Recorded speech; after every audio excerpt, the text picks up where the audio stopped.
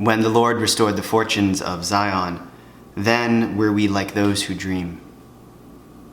This is the first verse of Psalm 126, which is one of my personal favorites, and it speaks in almost wistful terms of Zion and Israel and their fortunes to be restored by the Lord and their dream and hope of a better time to come.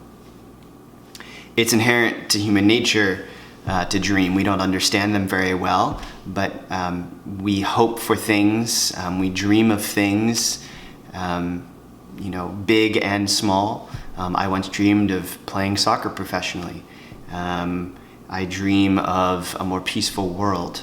I wonder what you dream about these days. Maybe it's an end to this pandemic, or to be able to see that person you haven't been able to see very often since it began. Maybe it's the dream of a new job or a better job, a dream of a more united country and society that has more charity and less hate.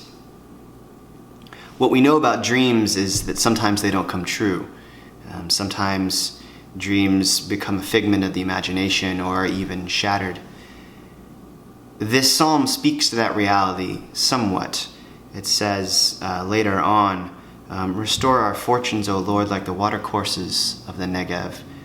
Those who sowed with tears will reap with songs of joy. It speaks to the reality that sometimes our dreams don't come true, and yet we worship a God who can take our dreams and run with them, who can take broken hopes and shattered dreams and knit them back together into something new. The last verse of Psalm 126 says, those who go out weeping, carrying the seed, will come again with joy, shouldering their sheaves.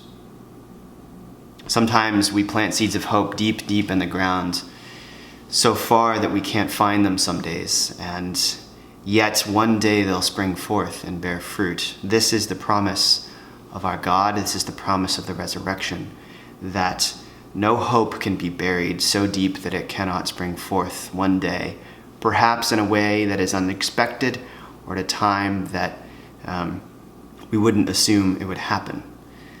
So during this pandemic, let's keep dreaming of a time to come when we reap with songs of joy and we come again into our churches and into the arms of loved ones with joy.